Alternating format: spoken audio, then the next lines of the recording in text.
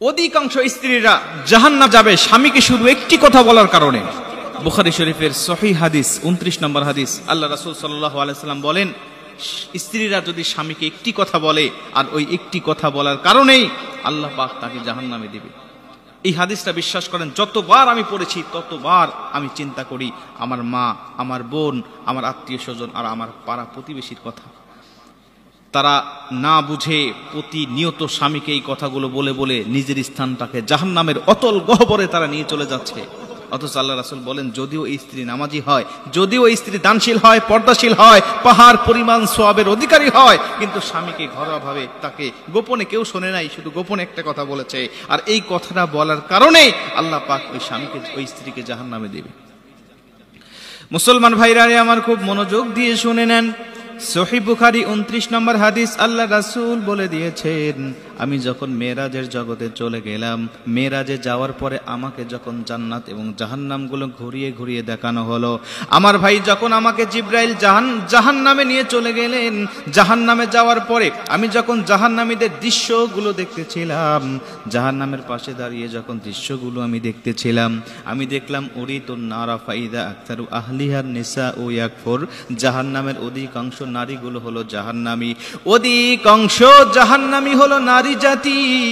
মেয়ে জাতিকে যখন আমি জাহান্নামের মধ্যে অধিকাংশ দেখলাম, আমার মনটা খারাপ হয়ে গেল।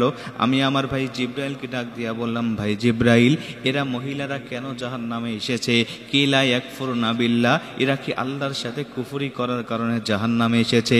এরা কি আল্লাহর সাথে শিরক করেছে, কুফর করেছে, আল্লাহকে না স্বীকার করার কারণে এদেরকে আল্লাহ পাক কি জাহান্নামে দিয়েছে?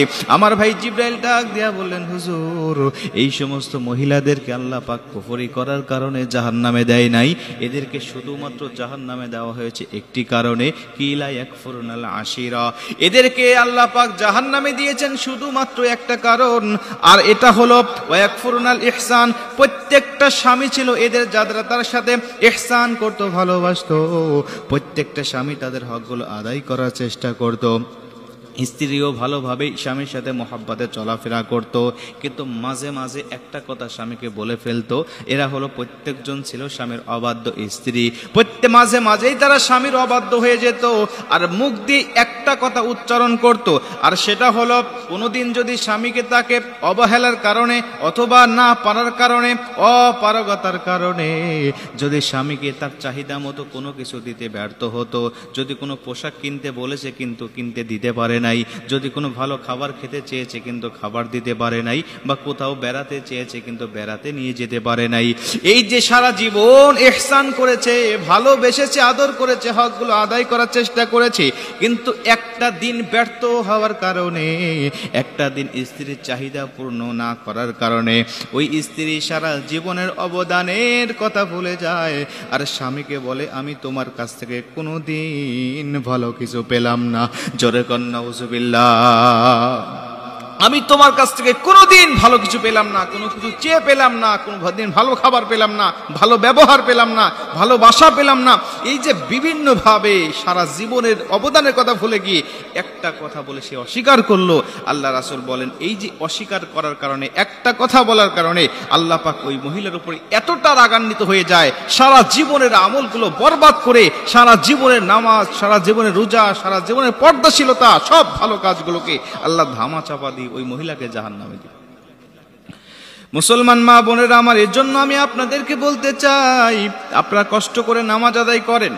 অনেক মা বোনেরা আছেন পুরুষের তুলনায় বেশি বেশি নফল নামাজ পড়েন, তাহাজ্জুদ নামাজ কন্টিনিউ করেন, প্রত্যেকটা সময় তাসবিহ তাহলিল নিয়ে ব্যস্ত থাকেন, নফল সিয়াম রোজাও তারা বেশি বেশি পালন করেন এবং পর্দাশীলভাবে তারা থাকেন, কিন্তু স্বামীকে যারা এই কথাগুলো প্রতিনিয়ত বলে যাচ্ছেন, আর এই কথাগুলো বলার কারণে আমার আল্লাহ পাক আপনার উপরে নারাজ হয়ে যায়, আল্লাহ পাক আপনার উপরে রাগান্বিত হয়ে যায়, আর আল্লাহ পাক যখন রাগান্বিত হয়ে যায়, আল্লাহর নবী বলেন, ওই ব্যক্তির ঠিকানা যদিও থাকে জান্নাতে, কেটে নিয়ে তাকে জাহান্নামে করে দেওয়া হয়।